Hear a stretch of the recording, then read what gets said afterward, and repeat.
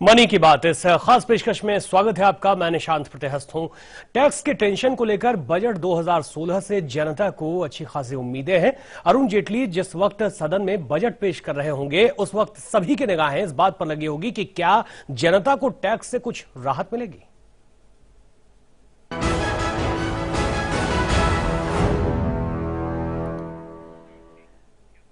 Tax देश के budget का वो हिस्सा होता है जिस पर देश की अर्थव्यवस्था की बुनियाद की मजबूती निर्भर करती है। इस पैसे से ले सरकार विकास के उन पहिए को घुमाती है जिससे देश के जन जन को फायदा होता है। लेकिन इन सब के बीच जनता कुछ ऐसे टैक्सेस की टेंशन में फंसी हुई है जिससे वो बजट 2016 के जरिए राहत पाने की उम्मीद पाले हुए है। देखना होगा वित्त मंत्री अरुण जेटली अपने बजट के पिटारे से टैक्स के टेंशन कितनी कम कर पाते हैं या नहीं कर पाते।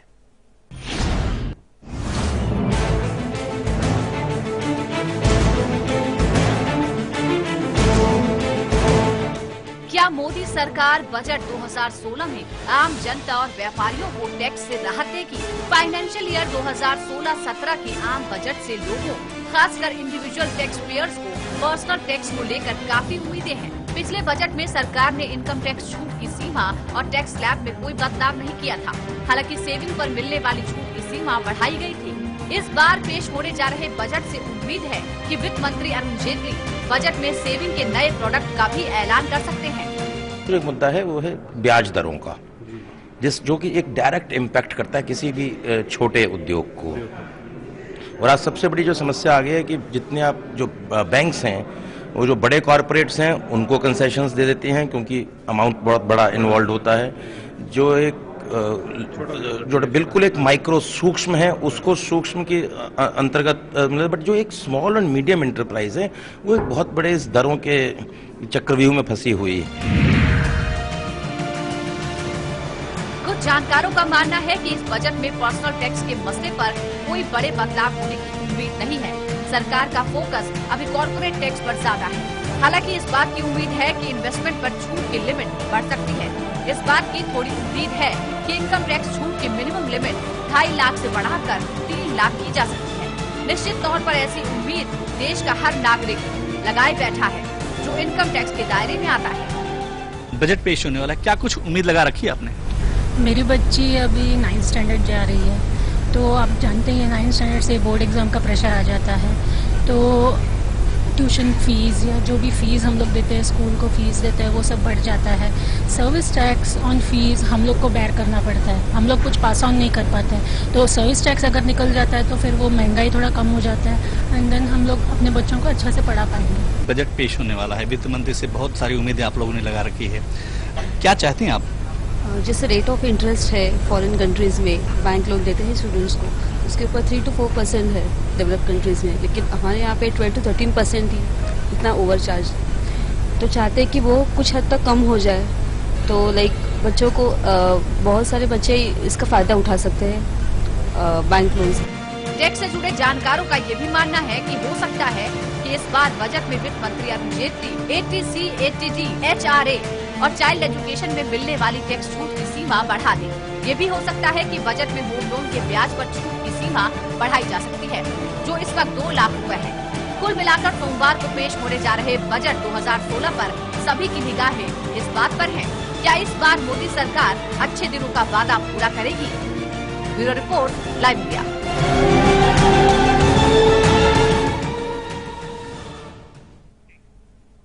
तो अच्छे दिनों का इंतजार सबको है और वित्त मंत्री अरुण जेटली ने जो आर्थिक सर्वेक्षण 2015-16 पेश किया उसके अनुसार भारत में सेवा क्षेत्र अब भी देश और राज्यों की आमदनी, व्यापार प्रवाह, FDI प्रवाह और रोजगार में योगदान के लिहाज से सर्वाधिक प्रमुख क्षेत्र है।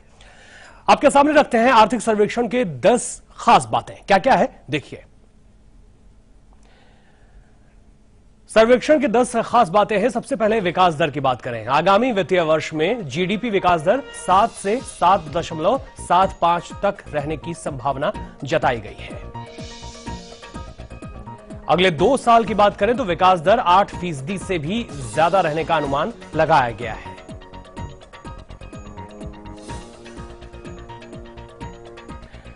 राजकोषीय घाटा सबसे बड़ी चुनौती है सरकार के लिए। 2015-16 के लिए 3.9% का राजकोषीय घाटा लक्ष्य अर्जित किया जाना संभव है। ये बताया गया है कि इसे कम कर 3.9 तक लाया जा सकता है।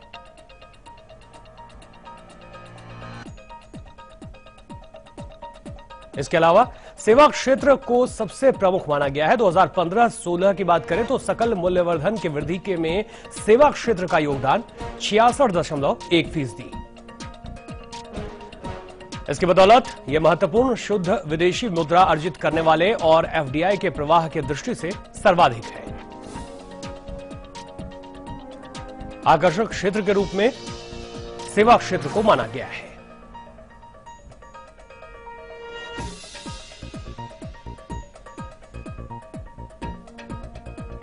इसके अलावा व्यापारिक घाटा की बात की गई है। 2015-16 में व्यापार घाटा को घटाकर 106.8 बिलियन अमेरिकी डॉलर पर लाने की चुनौती है सरकार के लिए। 2014-15 में 119.6 बिलियन अमेरिकी डॉलर रहा।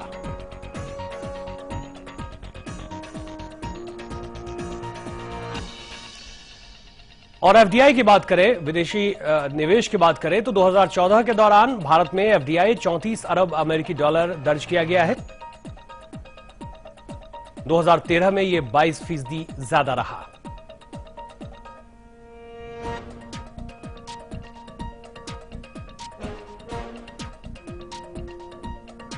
टूरिज्म पर ध्यान देने की जरूरत है। 2015 में विदेशी पर्यटन आगमन के लिहाज से घटकर 4.5% रह गया।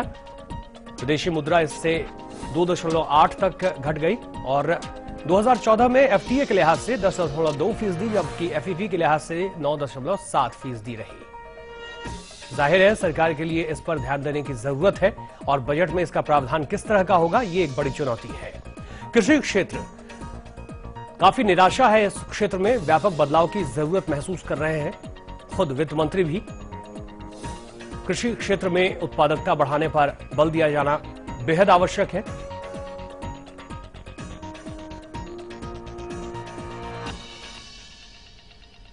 मीडिया और मनोरंजन सेवाएं 2 दशकों में अप्रत्याशित वृद्धि दर्ज की गई है। इसमें क्या अनुपात रहा है यह भी देखिए। 13.9% तक का 1964 अरब रुपए के स्तर तक पहुंच जाने की संभावना जताई गई है 2019 तक।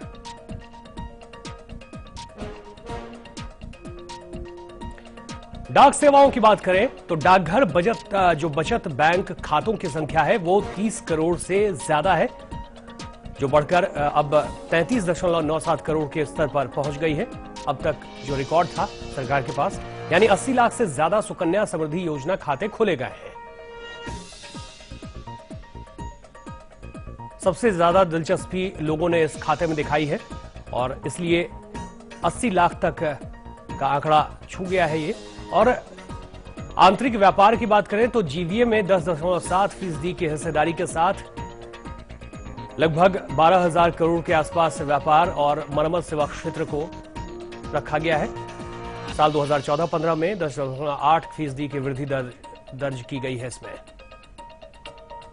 रिटेल बाजार में 2020 तक इसे 1.3% ट्रिलियन अमेरिकी डॉलर के स्तर पर पहुंचाने की संभावना जताई गई है।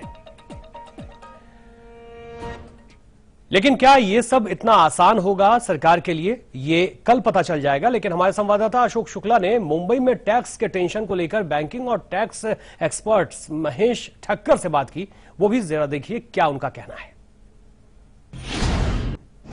इस बार बजट में टैक्सेशन को लेकर के चौतरफा हाय तौबा मचा हुआ है कि इस बार अरुण जेटली टैक्सेशन में रियायत कुछ दें, क्योंकि टैक्सेशन से हर इंडस्ट्री परेशान है।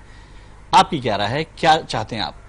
आपकी बात सही है। इस बार बजट से काफ़ी उम्मीदें हैं और जिस सेक्टर की आप बात करें बैंकिंग, वैसे भी काफ़ी महीनों से सबसे ज़्यादा न्यूज़ में अगर कोई सेक्टर है तो वो बैंकिंग ही है, क्योंकि एक बरसों से एक बैंकिंग सेक्टर का एक तजुर्बा रहा था कि ये सीधा चल रहा है। पर अब जब एनपीएस बाहर आ रहे हैं, इंडस्ट्रियल ग्रोथ वगैरह स्लो है, इंफ्रास्ट्रक्चर प्रोजेक्ट स्लो है, तो बैंकिंग सेक्टर ने जिनको पैसे दिए वो वापस नहीं आ रहे। तो पूरा जो रोल ओवर है वो रुका हुआ है और गवर्नमेंट और रिजर्व बैंक ऑफ इंडिया दोनों लगी है एक समुद्र मंथन में कि बैंकिंग सेक्टर को कैसे उभारा जाए। पैसे कैसे वापस लिए जाए या एनपीए का प्रोविजनिंग करके उसको कैसे आगे बढ़ा जाए। पहला इश्यू रहेगा रिकैपिटलाइजेशन का। जो गवर्नमेंट ने 70,000 करोड़ किया है वो काफ़ी कम है। हमें उम्मीद है कि बजट में 1 या 1.5 लाख करोड़ के आजू बाजू पब्लिक सेक्टर बैंक में कैपिटलाइजेशन को होगा। पर एक तो ये दवाई की बात हुई, पर आगे डिसीज नहीं हुए उसके लिए प्रिवेंटिव मेजर्स काफ़ी लेने पड़ेंगे। टैक्सेशन पे मैं बात करूंगा अलग से, पर पहले बैंकों की ऑटोनॉमी होनी चाहिए। जो टैलेंट पूल है वहाँ पे पब्लिक सेक्टर में कोई जाता नहीं है, वो एक होना चाहिए, ऑटोनॉमी होनी चाहिए। सीबीआई की इंक्वायरी रहे वो एक रीजनेबल लेवल पर होनी चाहिए। यानी अपेक्षाएं सबकी ज्यादा है और क्या क्या संभावनाएं हो सकती है, इन तमाम कोण से हमारे संवाददाता बातचीत कर रहे हैं तमाम लोगों से। इसी संदर्भ में गौरव वालिया हमारे संवाददाता चंडीगढ़ में उद्योगपतियों से जानने की उन्होंने कोशिश की कि सरकार से बजट 2016 से किस तरह की उम्मीद वो रखते हैं। सुनिए क्या कहा। वित्त मंत्री जी चाहते हैं कि जो हमारी सेंट्रल एक्साइज एग्जम्पशन लिमिट है ना जी, वो 1.5 करोड़ की चली आ रही है 20 साल से। वो 1.5 करोड़ से 10 करोड़ कम से कम की जाए for the survival of farm industry. सबसे पहले मैं समझता हूँ कि अगर जितने रूल एंड रेगुलेशन है डी रेगुलेशन हो जाने चाहिए, वो एक्चुअल में ग्राउंड लेवल पे बिल्कुल नहीं है। तो जो पॉलिसीज है बिल्कुल सिंपल बननी चाहिए ताकि किसी समझ आए। और दूसरा साथ साथ सेंट्रल एक्साइज का बड़ा मुद्दा है। जो सेंट्रल एक्साइज है, जो डिपार्टमेंट्स की पावर है उनको विड्रॉ करके ईजी हमें ऐसा करना चाहिए ताकि हम आसानी से काम कर सकें। Particularly for SME sector, the rates of interest are absolutely blocking the growth and making the survival of the sector very difficult. वाकई स्किल इंडिया के जरिए, स्टार्टअप इंडिया के जरिए बेशक जॉब क्रिएट होंगे, लेकिन अगर नियमों की फहरिस्त देखी जाए तो शायद इसमें साल भर लग जाए उन नियमों और बिजनेस पॉलिसीज को समझने में। एक छोटा सा ब्रेक लेते हैं, जल्द लौटते हैं।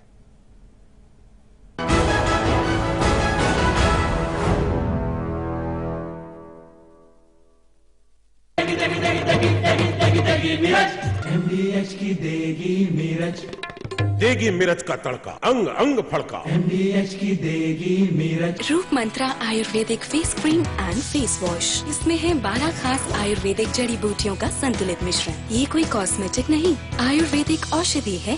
पहली गेंद गई है पानी में भैया, से भरपूर है। अब अगली गेंद और ये नो बॉल। बची खुची भैंस भी गई पानी में।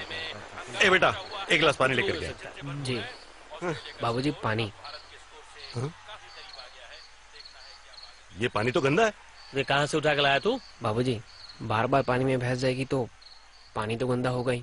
हमें अपनी सोच बदलनी होगी। तालाबों, कुओं के आसपास पशु स्नान और शौच से पानी दूषित होता है। हमें पानी को दूषित होने से बचाना होगा, क्योंकि यही पानी हमारे घरों तक पहुंचता है। अब पानी में भैंस नहीं, स्वच्छता करें। जल है तो कल है। MDH की दुनिया में आपका स्वागत है। बादशाह, तुसी ते मसाले ते शहंशाह। आपकी मेहरबानी से। MDH, the real spice of India। बहुत सड़क छान ली, अब दुनिया को धूल चटाना है।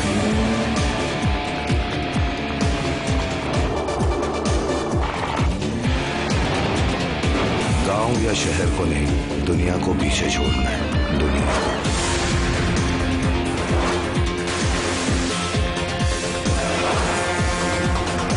इतने बल से जीत तो बलजीत की ही होगी।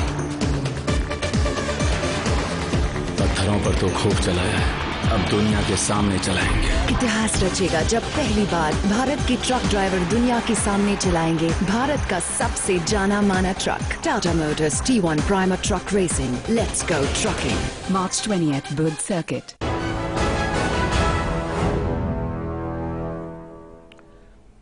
आम बजट 2016 नरेंद्र मोदी सरकार का वो इम्तिहान है जिस पर सभी की निगाहें हैं। वित्त मंत्री अरुण जेटली जिस वक्त आम बजट पेश करेंगे उससे तुरंत बाद मोदी सरकार पर सवाल और जवाब की बौछार होना तय है, क्योंकि अभी भी मोदी सरकार से अच्छे दिनों की उम्मीद जनता लगाए बैठी है।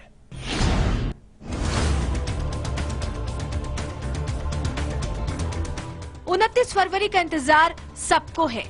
अच्छे दिनों का वायदा कैसे पूरा होगा, इसकी झलक देश को दिखेगी जब वित्त मंत्री अरुण जेटली संसद में साल 2016-17 के लिए देश का बजट पेश करेंगे। देश कौन से रास्ते पर चलेगा, लोगों को कितनी राहत मिलेगी, ये फॉर्मूला अरुण जेटली के ब्रीफकेस में बंद होगा। साथ ही ये भी तय हो जाएगा कि अगले 3 साल के लिए देश की अर्थव्यवस्था किस रास्ते जाएगी।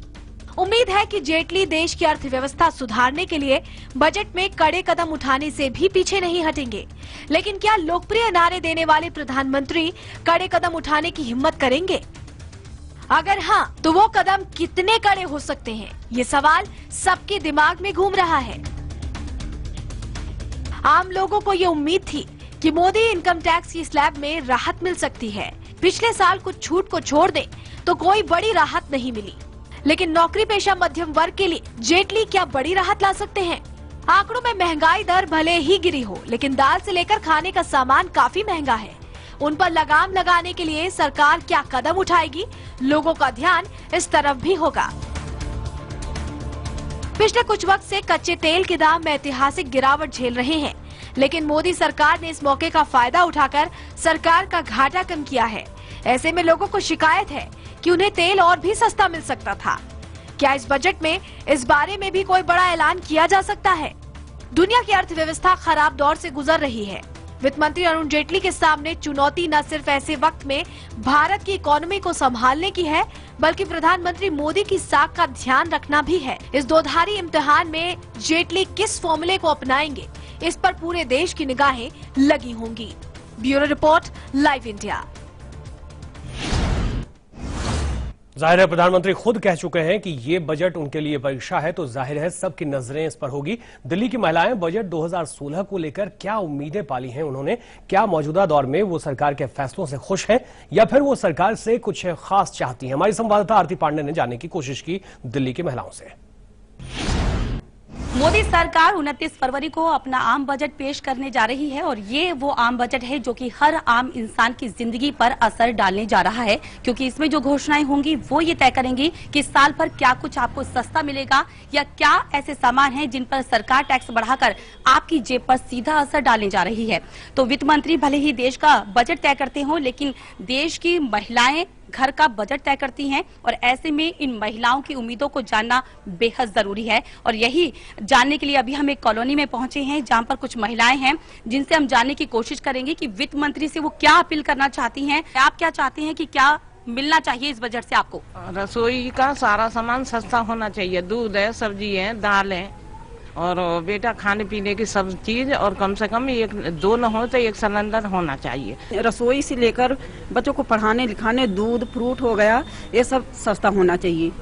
और जो है जिसके आमदनी नहीं, जिसके थोड़े पैसे हैं, गरीब है, तो वो कैसे अपने बच्चों को पढ़ाएंगे लिखाएंगे? उनके लिए कैसे फ्रूट खिला सकते हैं, पौष्टिक आहार कैसे देंगे? सरकार हमारी प्रार्थना सुने और सब सामान सस्ता करे किचन का। जी, हम चाहते हैं बच्चों की शिक्षा अच्छी हो, सस्ती भी होनी चाहिए और सस्ती भी होनी चाहिए। आने जाने का साधन अच्छा होना चाहिए, सस्ता भी होना चाहिए। दाल सस्ती होनी चाहिए, घी दूध फ्रूट सस्ता होना चाहिए, साग सब्जी सस्ती होनी चाहिए। हम मजदूर आदमियों के लिए ये बहुत महंगा है। इस साल में हमने यह देखा कि हर चीज महंगी हो रही है। आटा दाल से लेकर के दूध चावल, मतलब बच्चों की पढ़ाई। जो गरीब व्यक्ति कल को 50 रुपए में 5 सब्जी लेके आता था, आज वह व्यक्ति 50 रुपए में सिर्फ 2 सब्जी लाता है। क्यों? क्योंकि ये महंगाई है। महंगाई के कारण गरीब आदमी अपने बच्चों को बाहर पढ़ने भी नहीं भेज सकता। दाल इतना महंगा हो रहा है, आटा चावल सब कुछ महंगा हो रहा है। पहले तो 2000 में भी चल जाता था, अब तो 5000 भी कम पड़ते हैं।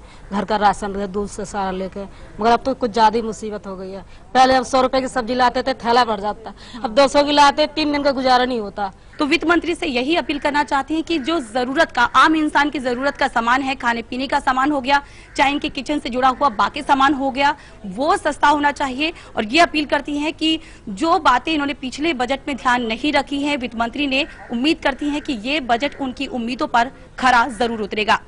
कैमरा पर्सन जिशान अली के साथ आरती पांडे, लाइव इंडिया, दिल्ली।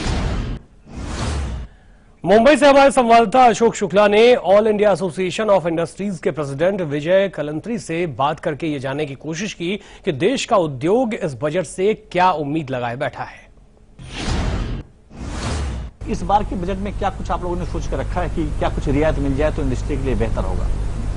कई तरह के टैक्सेस हैं और मल्टीपल टैक्सेस है इंडिया में, और ये चलते आए हैं। पिछले साल यही है कि 2% बढ़ा दिया और 2% स्वच्छ टैक्स बढ़ाया। बाकी तो जो टैक्सेस से चलते आए हैं, और एक जीएसटी की बात चल रही है, गुड्स एंड सर्विसेज टैक्स, ताकि 2-3 टैक्स एक साथ हो जाए ताकि बर्डन कम हो। मगर सर्विस टैक्स भी, जैसे एजुकेशन, हेल्थ केयर, इनको एग्जाम करना चाहिए। होटल इंडस्ट्री में भी ऑलरेडी 3-4 तरह के टैक्स हैं, जैसे वैट है, सरचार्ज है, लग्जरी टैक्स है, तो उसके बाद सर्विस टैक्स की क्या जरूरत है? और इनकम पे इनकम टैक्स तो होता ही है। तो सर्विस टैक्स को बड़ा जुडिशियसली यूज करना चाहिए। दूसरा 14% सर्विस टैक्स और 2% स्वच्छ टैक्स, 16% एक बहुत बड़ा बर्डन है। तो आपकी बार आप देखेंगे 4.5 lakh crore service tax collect हो रहा है, मतलब सोचा उससे भी ज्यादा हो रहा है। तो उससे इनकम टैक्स पे भी इम्पैक्ट आया है, क्योंकि सर्विस टैक्स डिडक्टेबल है। तो इनकम टैक्स का ऑलरेडी टारगेट पुअर है, तो उसके कारण इंडस्ट्री को हैरेसमेंट हो रहा है। कई इंडस्ट्री के पीछे घूम रहे हैं, हर चीज में देख रहे हैं, हर चीज में बोल रहे हैं कि अभी एक बार टैक्स भर दो, फिर देखेंगे, फिर रिफंड ले लो। तो ये सब नहीं होना चाहिए। एक तो टारगेट सिस्टम है, ये खत्म करना चाहिए। हेवी टैक्सेशन है, और कॉर्पोरेट टैक्स ये बार बोलते हैं रियायत शुरू करके, जो कहा था उन्होंने कि 25% पे ले आएंगे, तो एक बार 2 या 3% कम करके उसमें भी रियायत देंगे, ऐसा लगता है। ये थे विजय केंद्रे साहब, जिनका साफ कहना है कि सरकार से बहुत ज्यादा उम्मीदें लगा रखी है, खास करके टैक्सेशन को लेकर, क्योंकि जिस तरीके से 14 से 16% टैक्स हुआ है, इसको लेकर के अंतर्राष्ट्रीय बाजार में कंपेयर करना, अंतर्राष्ट्रीय बाजार में जो प्रतियोगिता है उसमें भाग लेना थोड़ा सा मुश्किल होता है। और ऐसी उम्मीद है कि इस बार वित्त मंत्री टैक्सेशन के ऊपर ज्यादा नजर रखेंगे। कैमरामैन नितिन के साथ अशोक शुक्ला, लाइव इंडिया, मुंबई। व्यापारियों के साथ साथ किसानों ने भी उम्मीद लगाए बैठी है, और क्या है किसानों की उम्मीद, इस उम्मीद के बारे में जानने की कोशिश की हमारी संवाददाता आरती पांडे ने। दिल्ली के किसानों से बात की उन्होंने, आखिर 2016 बजट से उनकी किस तरह की उम्मीदें हैं, जानिए। हरियाली को खुशहाली का प्रतीक माना जाता है, और ये कहा जाता है कि जिस देश के किसान खुशहाल होते हैं उस देश में हमेशा खुशहाली रहती है। तो ऐसे में ये बेहद जरूरी है कि जब देश का आम बजट पेश हो रहा है तो किसानों की उम्मीदों पर वो खरा उतरे। और क्या कुछ उम्मीद रखते हैं देश के किसान, यही जानने के लिए किसानों के बीच हम पहुंचे हैं। ये बताइए कि ये जो बजट पेश होने वाला है, आपको क्या लगता है कि किसानों की क्या अभी तक उम्मीदें पूरी हुई हैं पिछले बजट से? अभी नहीं हुई कोई भी, कोई सहायता ऐसी भी नहीं मिली हमें। पानी है, खाद है, फिर हमारी जमीन भी छीनना चाह रहे हैं वो। आपको ये बताइए कि क्या अगर हम बात करें, सरकार ने जो किसानों के लिए लोन की व्यवस्था की थी, आपको आसानी से लोन मिल पाता है? नहीं मिल पाता है, किसी को नहीं। अब लोन का हम कोई भरते फार्म, आधे तो बैंक वाले खा जाते हैं, आधा पर्दा आएगा तो वो यहाँ खा जाते हैं। हमारे पास 100 में से 10 रुपए आते हैं।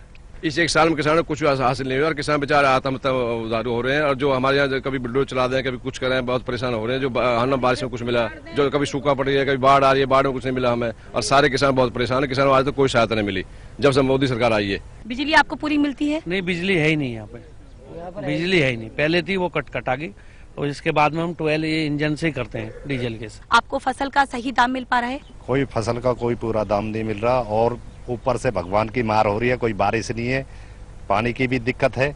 जो पीछे मुआवजे की घोषणा करी है उसमें कुछ भी नहीं दिया गवर्नमेंट ने। जो यहाँ पे बजट पेश हो रहा है, सबसे पहले हमारा किसान का हमें किसान हक दिया जाए, क्योंकि हम इतने सालों से किसानी कर रहे हैं यहाँ पे, हमारी पीढ़ी यहीं गुजर रही है।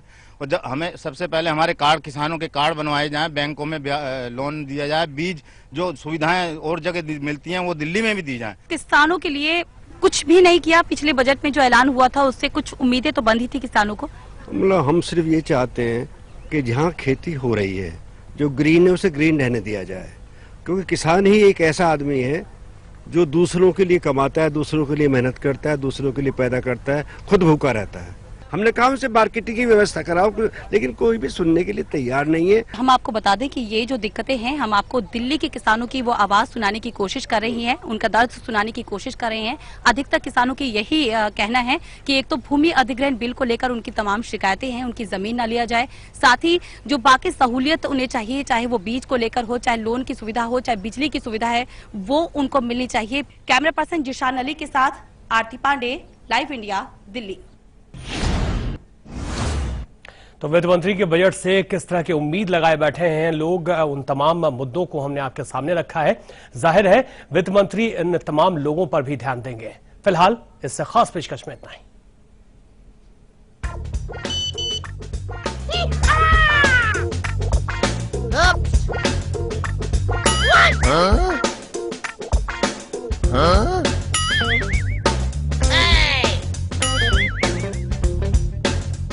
Oh no!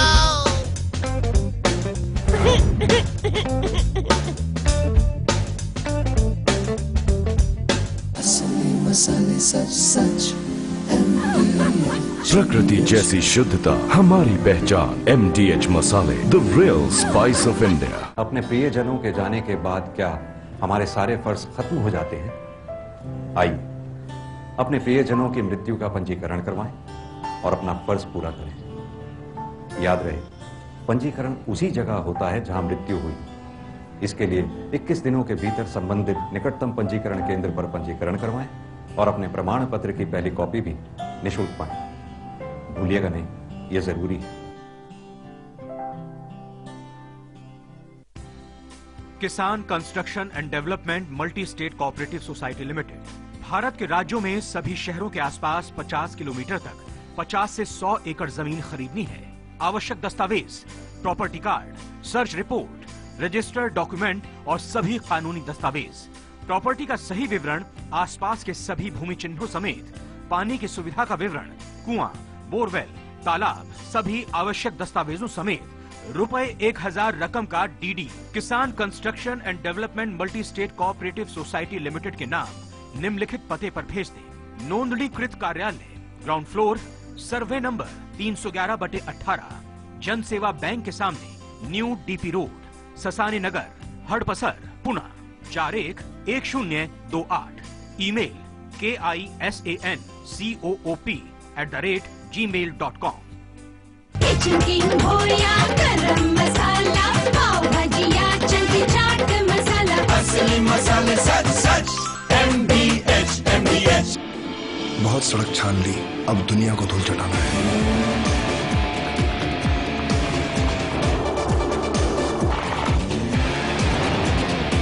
गांव या शहर को नहीं, दुनिया को पीछे छोड़ना है। दुनिया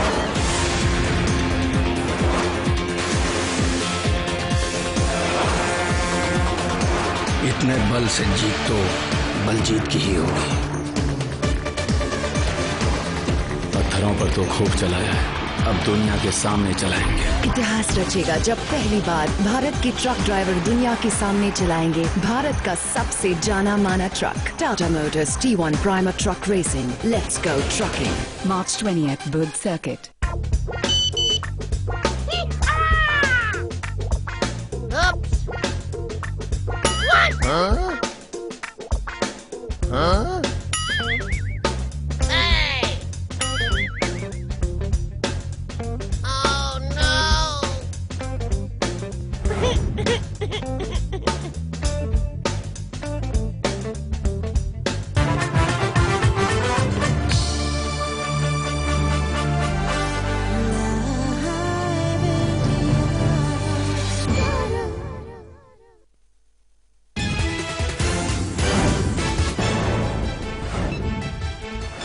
मुरथल कथित गैंगरेप कांड में पहला FIR दर्ज। दिल्ली की एक महिला ने 7 लोगों पर लगाया गैंगरेप का आरोप। SIT ने मामला दर्ज कर छानबीन शुरू की। वित्त मंत्री अरुण जेटली ने केंद्रीय बजट 2016 को दिया अंतिम रूप। कल संसद में पेश करेंगे आम बजट। मन की बात कार्यक्रम में प्रधानमंत्री मोदी ने बजट को बताया अपनी परीक्षा। 2022 तक किसानों की आय दोगुना करने पर PM मोदी ने इसे बताया लक्ष्य। बरेली रैली में बोले मुश्किल में देश के किसान। प्रधानमंत्री कृषि सिंचाई योजना से खेती का होगा विकास। ठाणे में एक ही परिवार के 14 लोगों की हत्या से सनसनी। आरोपी ने मां, पत्नी समेत अपने परिवार के 13 लोगों की हत्या कर खुद भी की खुदकुशी। मामले की जांच में जुटे पुलिस। दिल्ली में अज्ञात बाइक सवार बदमाशों ने बदरपुर टोल प्लाजा के कैशियर और गार्ड की गोली मारकर की हत्या। लूटपाट के इरादे से वारदात को अंजाम देने का शक। आरोपी अभी फरार। दिल्ली के कई इलाकों में पानी संकट। पानी में अमोनिया की मात्रा बढ़ने से वजीराबाद और चंद्रावल वाटर प्लांट बंद। राजधानी में मुड़क नहर से आ रहा है गंदा पानी। केरल के पलक्कड़ में गुस्साए हाथी ने 5 घंटे तक मचाया उत्पात। 25 से ज्यादा गाड़ियों में की तोड़फोड़। काफी मशक्कत के बाद पाया जा सका काबू।